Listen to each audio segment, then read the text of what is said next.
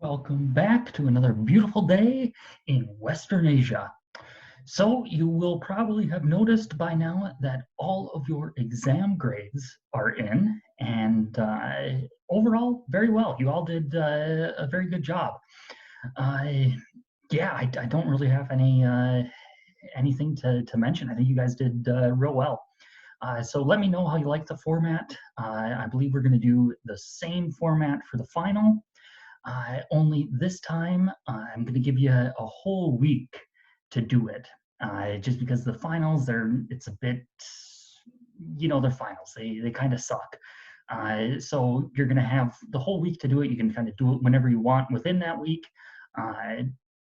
Still working out the details, but basically, I want you to be able to take it at your leisure. It's going to be same format, so it's again, you're only going to be able to see one question at a time, but you'll be able to have kind of unlimited time as long as it falls within a 1 week period to do it. So look out for more information on that. The study guide will be posted pretty quick here, probably by next week. So yeah, again, I hope you enjoyed the test, but I think you guys did an excellent job. So good job there. Second order of business is you should have turned in your paper assignment on Monday, so 2 days ago. And I went through and I looked at some of the drawings and the selfies, and my God, some of them were absolutely amazing, and some of them were absolutely hilarious. So thank you guys so much for that. Those were absolutely awesome. Some of you are brilliant artists, some of you not so much, to put it lightly.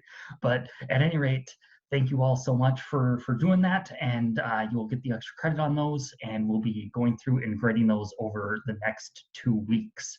So you can look forward to those grades coming out as well. All right, let us get into it. So as I mentioned in the last class, that we're going to start off with the Orontids again, just because I wanted to kind of make that a little bit of an easier lecture, and because what we're going to talk about today with the remainder of the Orontids fits very well with what we're going to talk about with the Kushans on the opposite side of the Middle East. So again, we're working in, oh no, we've got a stray thing here. Ignore this yellow. So we're working in Komagene, so here, and we are going to be looking at the site that was founded by Antiochus I, called Nemrut Dog. Don't confuse this Antiochus with the Antiochus I of the Seleucid Empire. There's about 200 years between them, so don't confuse them. But Antiochus I Theos, so Antiochus I, the god, he took power around 69 BCE with the destruction of this certain Tigran's empire. And Tigran was one of those great emperors, and we just couldn't really fit it in. It's more of a this area, like I've said so many times, is subject to an 8,000 level or a 5,000 level class, and you still wouldn't be able to cover everything about it.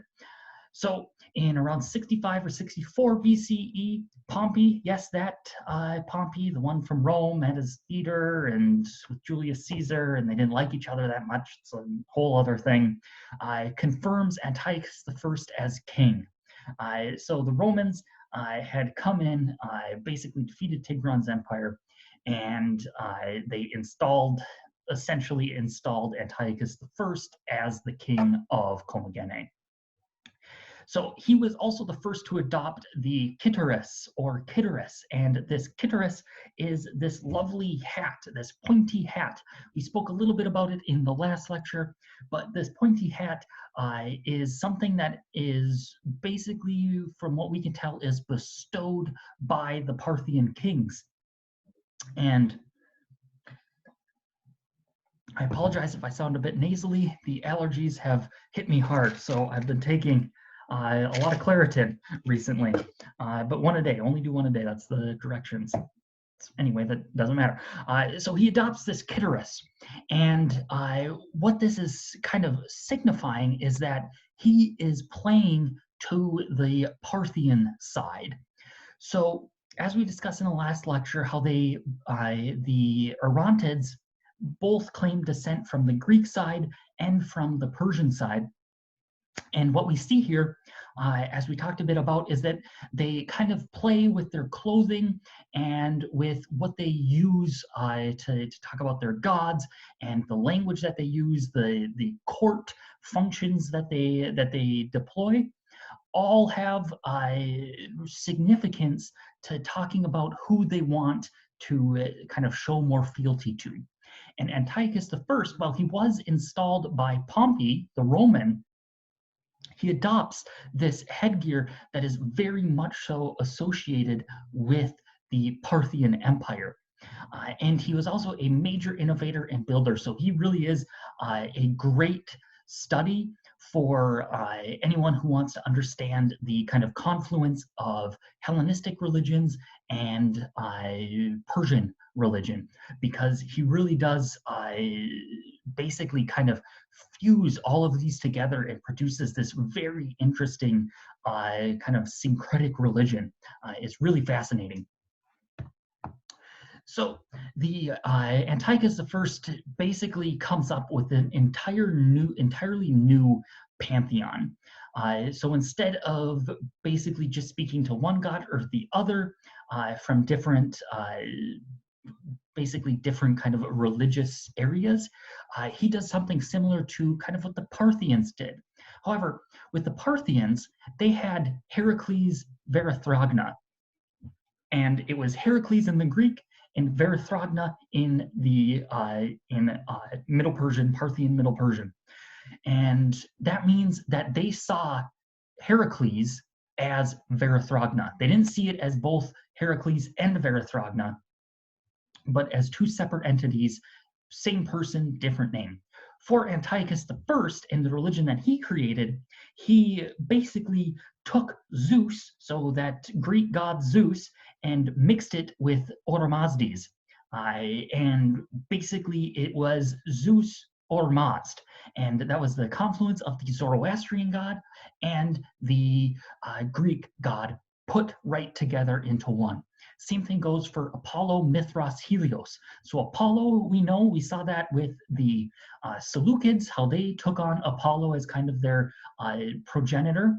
And then later on, we have with the Parthians, they turn Apollo into Mithras and kind of that seated archer. And what happens is that Antiochus I mixes Apollo, Mithras, and Helios all together into one specific divine entity.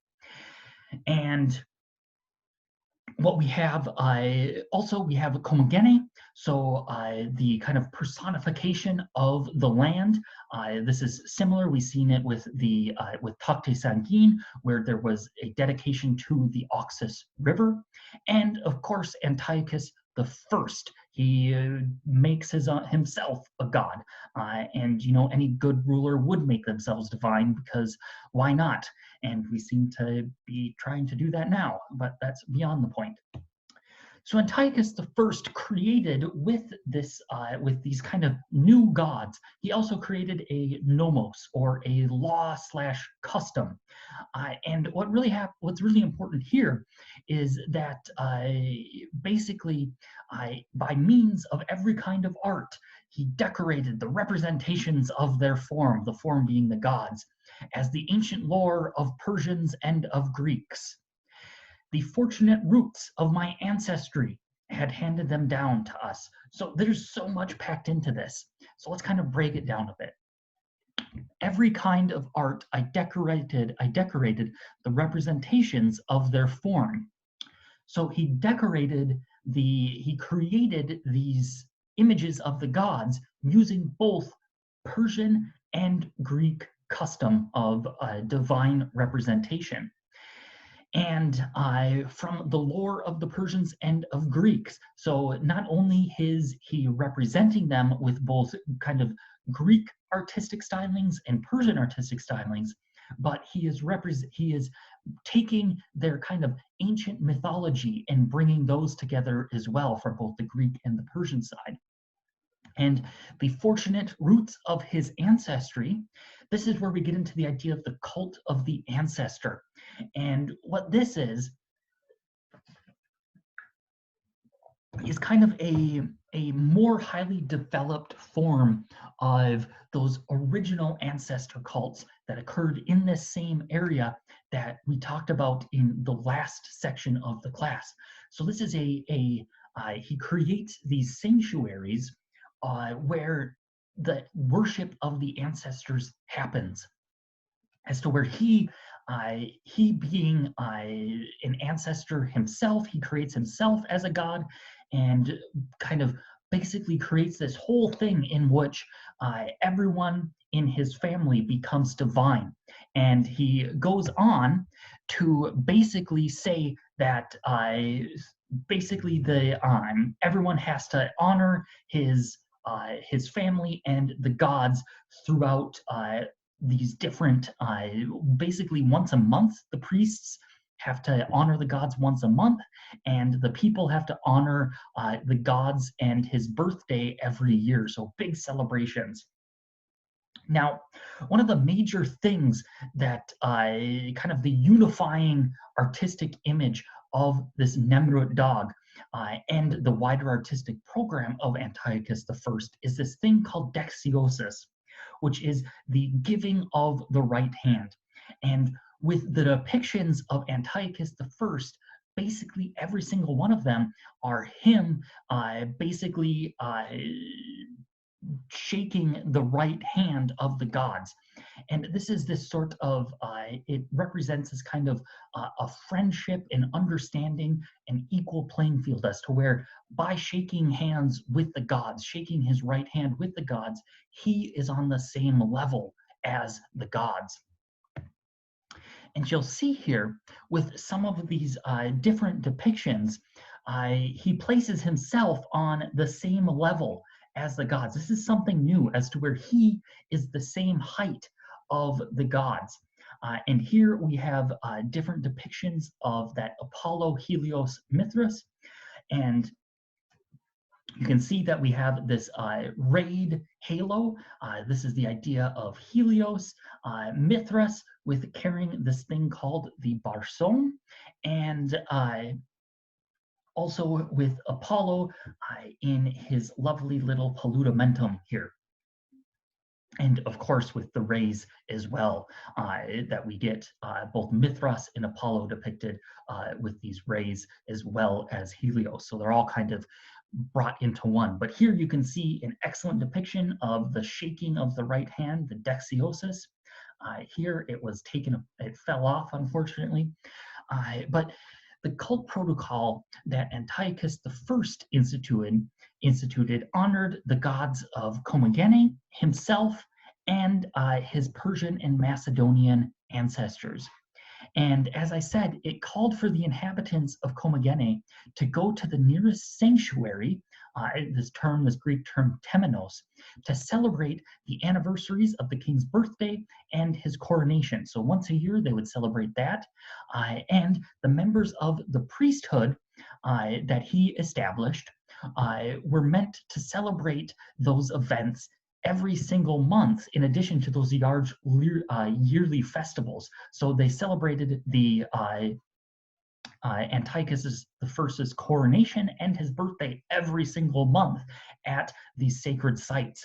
And Antiochus I formed these cultic institutions on the kind of cult of the ancestor and the cult of the hero in the Greek world, and we spoke about the cult of the hero when we were talking about the Seleucids, and on Iranian models, as to where we have these kind of large open-air sanctuaries. And he seems to be kind of dealing with this distant cultural memory that was reawakened, as to where he kind of is speaking to him, his ancestors being these ancient Greeks and these ancient Persians, and he's reawakening this tradition and giving it a new form by combining both of them. And what's really fascinating is that in the nomos of Antiochus I, he explicitly states that the priests of his cult must wear quote-unquote Persian robes in order to enact the cult activities. It was important for them to wear these Persian robes in order to fully enact the ritual process. So he had many sites of major hierothesion, so these kind of sanctuaries of the Commagene gods and himself and his ancestors. So at Arsamea on the Euphrates, Arsamea on the Nymphaeos, both sites that were founded by the Seleucids, Nemrut Dog, which is his massive tomb, the Karakush tumulus, which is another dynastic tomb, and the Sesonk tumulus, again, another dynastic tomb. We are going to look mainly at Nemrut Dog because it really is absolutely fascinating. So here we are kind of in the eastern reaches of what is modern day Turkey. And here is Nemrut Dog. Down here are Samosata, which we spoke about a little bit earlier, and Samosata, which we spoke about in the last lecture as well. And these were, Nemrut Dog is kind of in these high mountains. Snow comes down in the winters quite heavily. And this site is really fascinating because it is basically an artificial mountain. It's built on top of a mountain, but it is an artificial mountain. And this entire tumulus here is this giant artificial mound that is made with crushed rock that came from the valleys around Nemrut Dog. So from all of the valleys around here, all of these crushed stones were brought up to the site and made the tumulus of Antiochus I. So it's possible that Antiochus I was buried dead center here, so very much like the pyramids. And just think of the absolute labor and time and money that went into bringing these pebbles, essentially pebbles, all the way to the top of this hill and then placing them down and continually doing that to create this ginormous structure. You can see just how massive it is. Here are some pickup trucks are right here, and that really gives you a sense of just how large it is.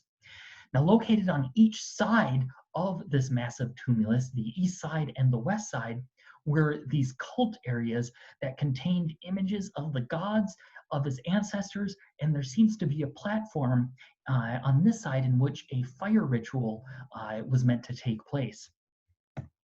And here you can see this is a lion that was carved out of the local stone and looks out over this vast expanse. So it really was sticking up, and you could see it from kind of the peaks and the close valleys from all around. It was a kind of a magnet of vision. So very similar to what we saw, kind of those same the same ideas of being able to see a monument that we saw with Seleucia on the Tigris, the theater there, all of the ziggurats that we studied, the palace at Babylon, and the Apadana at Susa. So all of these kind of ideas of being able to see a monument from far away come up and are used here as well. So it fits into that larger tradition of Mesopotamian monument building. Here are a closer view of the east and the west terrace. You can see here, this is where the statues of the gods are placed. Here they are conversely on the west terrace. And this is where the statues of the ancestors were located, as well as this platform for the proposed fire altar. And here are the remains of those statues. We have here a lion and eagle, and then we have Apollo and Commagene. We have Zeus in the center, the main god Zeus, and then Antiochus I, so himself, and then Heracles, and then an eagle and a lion. So producing these large statues, you can see how their color, kind of a dark limestone, contrasts with the brighter color of the mound, the tumulus behind it. And here we have a 3D reconstruction. Unfortunately, all of the 3D reconstructions are really low resolution, but you can see that we have that lion, the eagle, and all the rest of the gods. We have Antiochus and Zeus, and then depictions of Antiochus the First doing the deoxys with the gods placed in front. So here he is with Apollo. Here you can see that the lion and his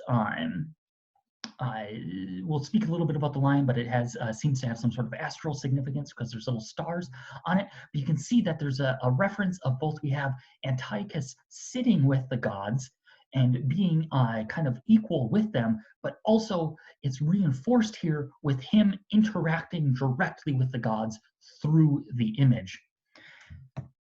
And here we have a view out towards that stone platform and another view of perhaps with that little fire altar there. And you can see that we have those images of the gods as well.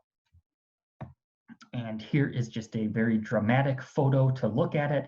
And you can see the remains of the heads of all of the figures that were up here.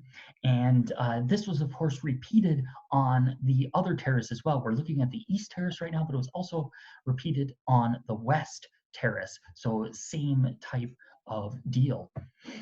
And the nomos, that what we spoke about before, was repeated on the backs of the statues. So it was engraved into the statues themselves of him, and all of the rules and customs of his new religion were engraved on the stone itself in order to kind of give a permanence to it and a sort of inactive ritual by its presence being there.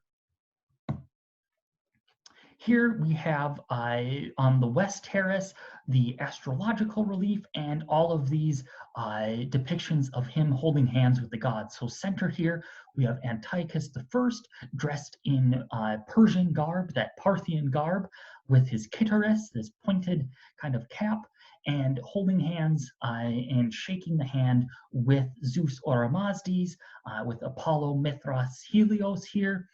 You can see that he is very much speaking to kind of both cultures at the same time. And that's if someone who knew Greek religion were to come to this, they would see, yes, we have Zeus here, or yes, we have Apollo, or yes, it's Helios.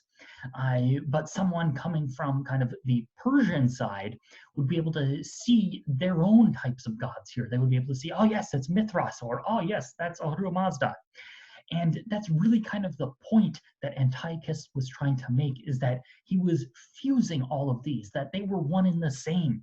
And for him, it worked out very well because he was able to speak both to the Greek side, and in this case, the Roman side, and to the Parthian side. And he was able to say, yes, well, no, I am clearly a good Roman, so you should give me money and give me land and people. And conversely, he could go and say the same exact thing to the Parthians. And that's really kind of the ingenuity and the genius of Antiochus the First, was that he was able to play both sides by creating his own religion. And here we just have a closer view. We have Apollo, Mithras clasping hands here. You'll notice that Mithras has this so-called Phrygian cap. It is a cap that is very much associated with kind of the East and the Parthians. They both have their lovely Persian clothing on. And here, Apollo, Mithra holds a thing called a barsom, and we'll talk about that very shortly. And here you can see just some more of those depictions, and they're really fascinating because they kind of almost bring a sense of liveliness to them.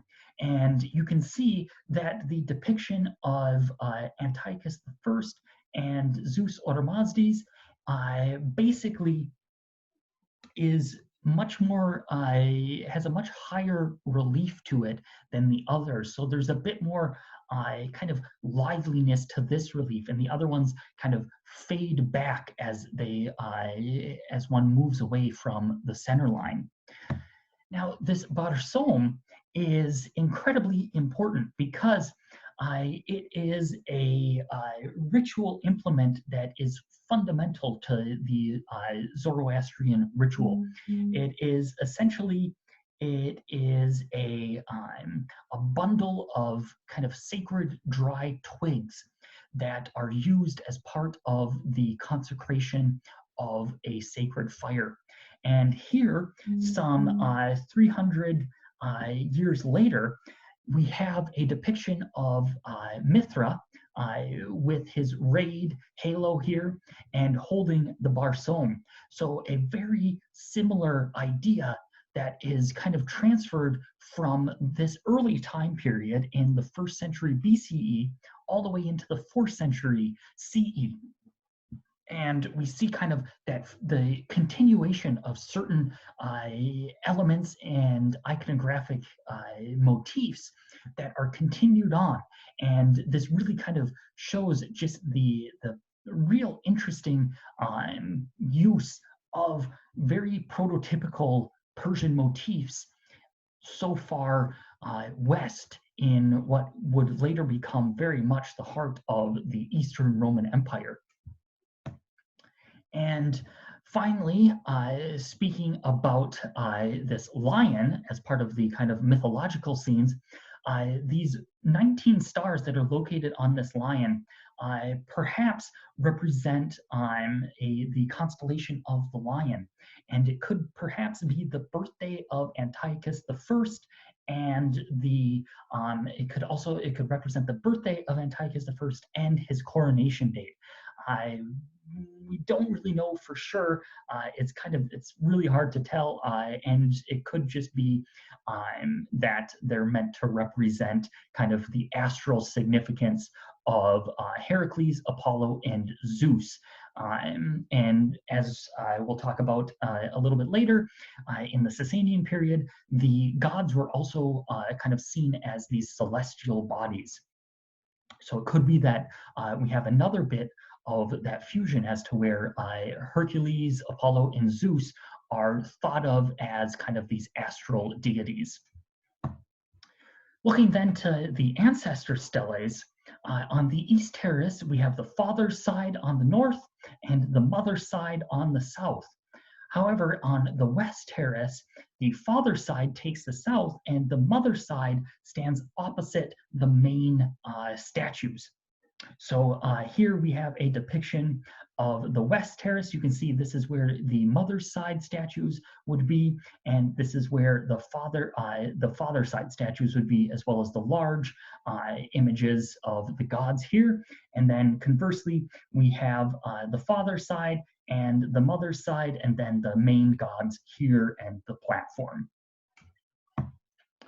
And these are some depictions of the ancestors. You can see that they're all kind of portrayed in a sort of repeated manner, as to where it was less so about the exact depiction of who they were, but the idea of this repetition as to where they were all one in the same family.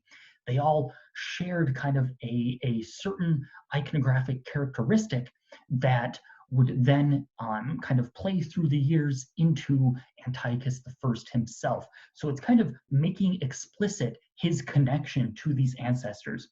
And you'll notice that they're all holding these offering bowls that are all pointing towards the main cult statues. So it seems to be that the ancestors themselves are making an offering to the gods and to Antiochus I. So we kind of have this very interesting ritual offering lineage, as to where you, starting at the very bottom, you have the average citizens making offerings to this temple, which then are making offerings to the ancestors, who are making offerings to the gods and Antiochus I. So it's kind of a very convoluted idea, but it all comes together into the elevation of Antiochus I as a god and his family as sort of divine beings in and of themselves. Now, these images should look very familiar to you, because we have seen something very similar before. If you'll notice these depictions of Lydians, so of roughly the same area of where these Nemrut Dog is, sorry, I lost my train of thought there, of where Nemrut Dog is, you have kind of this very similar depiction here as to where you have these offering bowls, and you may remember that these are from Persepolis. So that same idea of these processing figures bringing offerings to Darius the First and Xerxes the First and Artaxerxes the First. They're all bringing offerings to him, elevating his kingship. The same thing is happening at Nemrut Dog, is that Antiochus the First is kind of reinvigorating the idea that was at Persepolis and using it to his own means. And instead of just being a king who has subjected all of these lands, he is now a god who is receiving offerings from all of these people. So moving into the Kushans and the Sogdians, where we've got into what our lecture is supposed to be about today.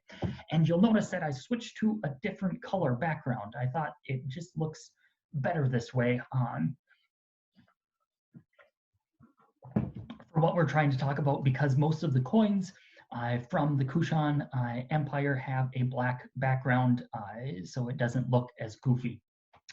So we have moved away from where we were talking about just recently, so over here, well, way over here, and now we were over in the area of what we spoke about under the Seleucids with Ai-Khanum in bulk, and the Kushan Empire was the first ever empire to connect both sides of the Hindu Kush. And they were descended from the steppes of Central Asia. So similar to what we see with those Indo-Iranians as to where they descended down, the same thing happened much later. And they were these steppe nomads who descended down into Bactria at first and then eventually moved all their way into the Gangetic Plain around the Ganges River and controlled this whole area. And today we will be looking at two dynastic sanctuaries, one called Surk Kotal up here in the north, present-day Afghanistan, and one at Mat, which is down in present-day India. And these are very similarly organized to what we saw at Nemrut Dog. So keep those same ideas in mind as we get through these two interesting dynastic sanctuaries. So first, a little bit about the Kushan dynasts. It's a very difficult time that we have as scholars to try and date these the Kushan dynasts. The dates really range anywhere from well into the 1st century BCE and all the way into the later 1st century CE. And we really don't know exactly where they fall. But the best guess right now is that the kind of main founder of the dynasty, Kujula Kadphises, awesome name, was ruled from around 30 to 80 CE. And he essentially organized all of the kind of Kushan tribes into one tribe, and Vima Takto was the second king, and he is unknown. He was unknown in his coins, and essentially all we have of the Kushans is coins, and he was essentially unknown as a king until an inscription was found in the 1990s. And basically all he had on his coins was Soter Megos, a Greek which translate as great savior. And they used 3 different dating eras. So they had a thing called the Aussies era, which was kind of a local time. They had the Yavana era, which was a Greek time, so kind of coming off of the Greco-Bactrians out of Ai-Khanum. And then they also had the Kanishka era, which was based on the very first year of Kanishka's reign.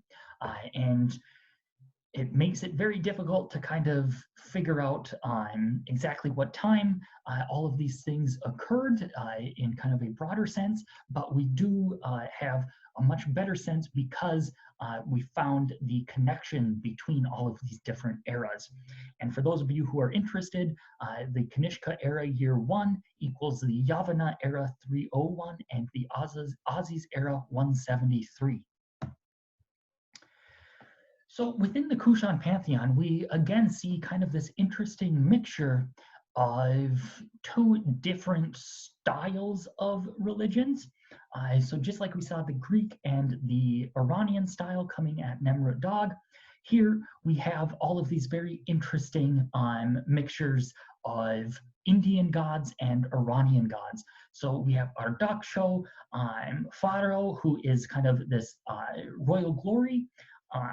We have a Oro Mazdo, who is Ahura Mazda, Orlogno, who is Varathragna, so that the warrior god that we spoke about with the Parthians. And they had a whole bunch, Mao or Ma, who is the moon god, so a whole bunch of these gods that were very typically Iranian gods. But they also had these Indian gods. So they had Buddha, yes, that Buddha. They had the Bodhisattva Maitreya, the Shakyamuni Buddha. They had Kartikeya, this kind of this war god, and Shiva. So yes, that famous Shiva with the bull. They had all of these kind of Buddhist and Hindu gods that were brought in and used to kind of speak to different people the same way that we see at Nemrut Dog. Now, one of the fascinating things of the Kushans is that they use, essentially, they start out using the Greek language on their coins. And then they also have basically this Gandhari, which is this kind of local language that they write out in Greek as well. Later on, they also, under the reign of Kanishka, he uses only Greek and uses, so basically only Greek letters, and uses it to do Greek and Bactrian. And Bactrian is essentially this Iranian language that's very closely related to Middle Persian, but it was written with these with Greek characters. Later on, we also see in the later parts of the empire, when the Kushans are pushed further into India and pushed out of India as well at the same time, is they start using Bactrian and these Brahmi control marks. So they start using essentially these control marks in a local language to say basically this is a certified weight of coin that was minted at a certain mint. Now, we'll talk a little bit more about coins, but I really want you to notice a few kind of pertinent features here. First, we have this moon god, Mao, who has the moon in the back. You can see that they're wearing these very kind of prototypical Kushan clothes. So that includes this very long kaftan with a sort of triangular bottom and some nice, good pair of pants. They also, you can see here that we have this nimbus. This is something that appears very early on in the Kushans, which then goes all the way over to the Romans and then comes back to the Sasanians. So it has kind of this long, convoluted route of being used as coinage.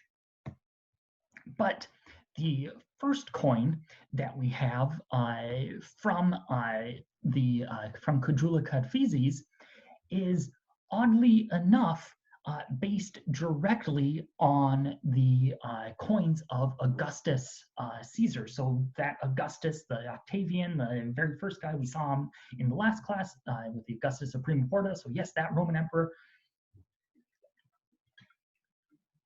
So essentially, what's really fascinating here is that the first coins of the Kushans were not based on Greek forms, which would have been incredibly prevalent because of the Greco-Bactrians and the Seleucids, but they were based on Roman coins that were imported into the Kushan Empire. And one really fascinating thing here is with these first coins, I notice that we have Greek on the obverse, so on the portrait, and Koroshti on the reverse. So they have a local language from the Indian subcontinent on the background, and Greek on the, or not on the background, on the reverse, and Greek on the obverse. So super fascinating.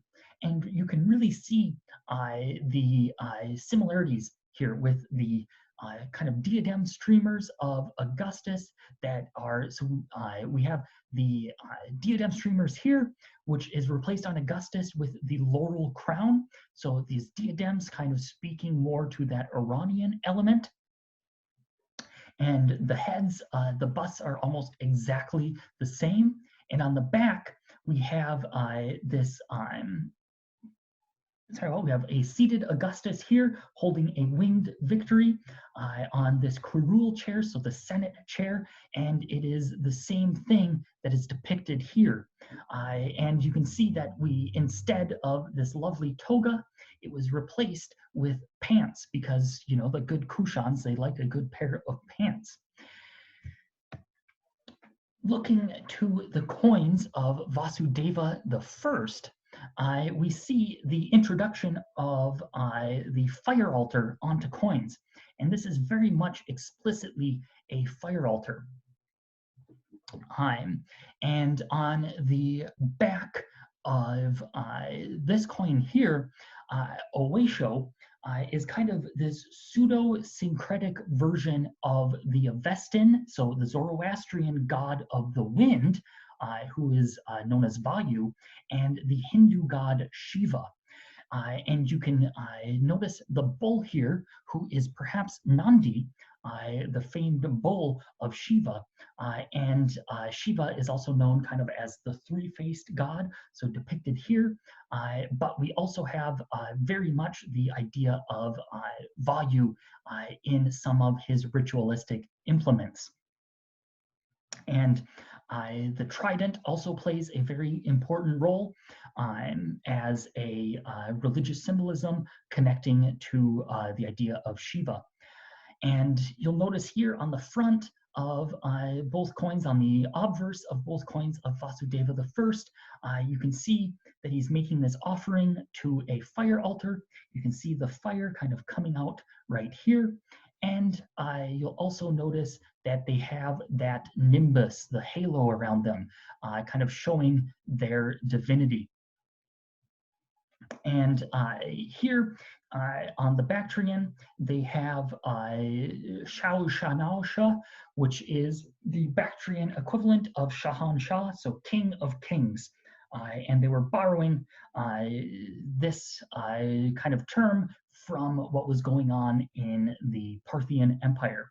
And here at Circuital, we have this platform for a fire altar, and this is an actual fire altar that dates from the 2nd or 3rd century CE all the way into the 7th century CE, found at Kuikwaja, who this site we'll speak about briefly in our very last lecture.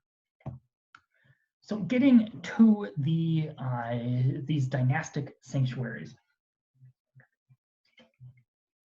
They are known in Bactrian as Bagolago, which is another awesome way, kind of awesome word to say, Bagolago. And in Kharoshti, it is Devakula, which is basically translated as a place of the gods. And these are all located in spots that were far away from cities. So we can kind of think about these in a very similar manner to Nemrut Dag, located far away from a city and an area in which the gods and the ancestors were worshipped. Rabatak is the site of a famous inscription. We have Kulchian, Dashenawur, Dilberjin, Mat in India, Ertsiam, Sir Kotal, which we're going to speak about very shortly, and Kalmra. And you'll see here with this image of Sir Kotal, it is this massive terraced structure. It's absolutely amazing. So the Rabatak inscription is incredibly important. Rabatak is located somewhere in the Kunduz river valley of Afghanistan near the major site of Sir Kotal. And the important parts of this inscription, they give us the names of the gods that were worshipped here at Rabatak and the names of his ancestors. So this is kind of the founding idea of the kind of ancestor worship, that Hierothesion, the Bagolago. And what's really fascinating here is that he calls himself a Deva Putra. He calls himself a son of a god. And that's really important because he's kind of pseudo-deifying himself just like Augustus did. So just as we saw with Kujula Kadphises, where he used the coins of Augustus, and Augustus called himself the son of God. Julius Caesar was made a god, and he said, no, I'm not a god. I'm just the son of a god. So the same thing is happening here with King Kanishka, as to where he is basically saying, like, I'm not a god, I'm just a son of a god. And that's kind of one of the interesting things. He's not claiming godship, but he's saying, well, my fathers are of course gods, so let's make of that what you will. So like I said, Sir Kotal is located in the Kunduz River Valley. It was founded or constructed somewhere around 128 to 132 CE. The outer wall, so this large outer wall on the sanctuary, is 75 by 70 meters, a massive rectangle essentially. And the inner sanctuary, so this area here, was 47 by 40 meters. And all located all throughout this area were images of the gods and the Kushan dynasts. And what we have here is a site that was built on these multiple terraces. So it was built just like we saw in that image of Sir Kotal when we first started talking about the places of the gods.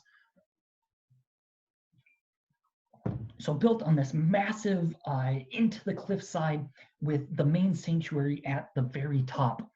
And a partially surviving Bactrian inscription from the site is Kaneshko Oanindo Bagolago. So the sanctuary of victorious Kanishka. And here we have the central plinth of which perhaps a fire altar was located on, and we have these 4 columns that are very much in this Greco-Bactrian style, and we can easily make a comparison to what we saw at Takte Sangin. That's a hint. That is a big hint. We could compare this to Takte Sangin with its kind of formal elements, with how we have kind of this central structure here, a kind of walk around passage, an enclosed sanctuary, and then kind of this outer wall that protects the area itself. And one thing I should say is that located right here, so kind of spurring out from these areas, are images of Kushan statues and of the gods. And it really seems to be is that the viewer's eye is drawn towards that central cultic plinth. So as one looks up, they can kind of almost see into, they can only see the top of the central sanctuary, but as they get higher and higher, that central sanctuary comes into view, and flanking that central fire altar are images of the Kushan dynasts. So these styles are executed in a very Greek manner. The working of the stone and the ornament is very much in a Greek style that's similar to some statues that were found at Iconium and some other locations that are very much a Greek style of manufacture, but they depict very much so that Kushan style. So here we have that lovely kaftan with its triangle bottom and their lovely billowy pants. You can see it repeated on all of these. And this lovely kind of pearled border that runs along the center line of the kaftan. And notice just the lovely delicacy of the folds that are executed almost in a sort of hyper-realistic fashion. It is really incredible just the amount of detail that goes into really making these the folds of the cloth seem as though they're moving. There's a certain lifelike manner to it, of a vivacity to these statues. And what's really fascinating is that found down on the plain below was this colossal foot that was perhaps represented of this a Greek style of god. And what's really fascinating is that a drapery, so just like what we see with those Kushan statues that were up at the central sanctuary, there was drapery in a Greek style found nearby. So this could be a representation of one of the main gods. Perhaps it could have been this Orontids or one of the other major gods that we had in the tables before. It's unsure, but it really kind of gets to the idea of having these massive cult statues leading up into the main sanctuary. So very similar to what we saw at Nemrut Dog with these large monolithic colossal statues. A similar thing is happening here at Surt Kotal. So at Mott, this sanctuary is slightly different. It's built roughly the same time period, but it has this circular structure here, which is very much so taken from these Buddhist and Hindu ideas. And it seems to be that it's using a local idiom to produce a dynastic sanctuary within a local culture that would understand the architectural elements. So just like what we saw at Surt Kotal, where it was very similar to Takte Sangin, where it would speak to the local inhabitants, those who were familiar with the idea of the fire cult and those who were familiar with the Greek style of temple. It was a sanctuary that would be able to speak to them. As for what we're seeing here at Mott is a dynastic sanctuary that was able to speak to the to Buddhism and Hinduism with its own kind of flair for this kind of Kushan building. And located within this sanctuary, we have another statues with a seated statue of Fima Kadphises, one of the Kushan kings, and a portrait of Kanishka I. And what's really fascinating is that on this statue, he has an inscription of Kanishka is written in Kharoshthi, so the local language, and it calls him Kanishka, as to where the ones that we saw at Surt Kotal had Greek inscriptions on them. So they're speaking as to where someone who can read and speak Greek would be able to go to Surt Kotal and say, ah, yes, that is Kanishka. As to where someone who is down here in Mott in India, they would be able to come up and go, oh yes, that's Kanishka. And you'll notice very much the difference in how they are styled. They fit much more into the local artistic idiom as to where it's far more hard edges. The drapery is just barely visible. It's just indicated by lines on the caftan. And the shoes are, well, they're ginormous. He's got some very big feet.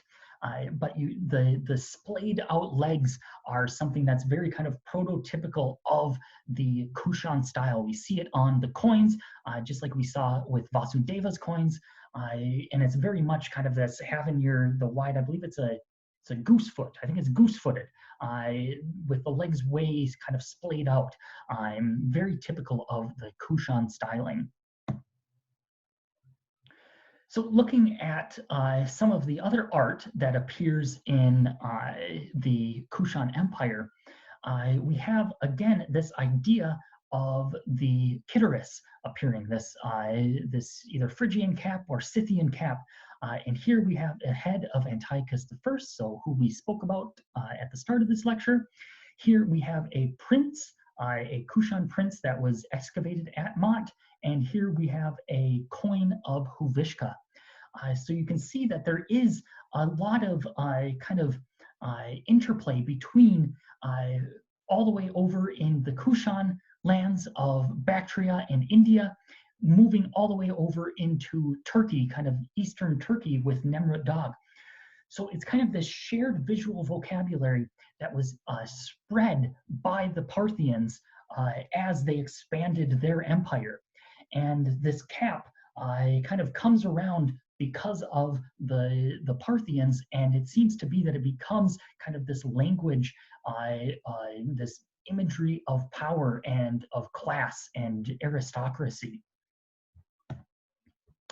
And looking then, we can see a comparison between these two statues. You can really see here the Greek influence on the statue of Kanishka I from Surt Kotal, and the local Indian influence on that of Kanishka I from Mont. Very much so, with this lovely kind of vine motif in the center, draws heavily on Greek precedent, as to where these very massive, strong, thick swords are very typical of the Indian subcontinent. And of course, as I said, there is a Bactrian inscription in the Greek script on the Surt Kotal statue and a Khrosti on the Mott one. So we can, of course, compare these two sanctuaries here. We have basically something that is speaking to the locals in both of these aspects. So what we're seeing here with these two different structures, they both are meant to accomplish the same thing, but they go about it in a very interesting way, as to where they speak to local architectural and artistic precedent in order to be able to speak to the local populace and be able to most effectively send out their message. And that is that the ancestors and the dynasty were meant to be worshipped with the gods. And that's really what I want you to take away from this lecture on dynastic sanctuaries, is that this was a lecture on how these dynasts were using religion to put forth certain narratives. And what we see with Antiochus I and the Kushans is that they were using religion to be able to, using religion from different peoples, different religions, combining them and incorporating their own ancestors and themselves into the kind of religious fabric of these peoples, as to where they inserted themselves and their dynasties into these local religions in order to more effectively portray their kingship. So with that, I hope you enjoyed this lecture. It was one of the more fun ones. I absolutely love the Kushans and Antiochus I with Nemrut Dağ. It is so incredible. So I hope you enjoyed, and I will see you all on Monday. So coming to you from the black and white Cirque Cotal, I hope you have an awesome day and an awesome rest of your week, and I will see you all on Monday. Have a good one.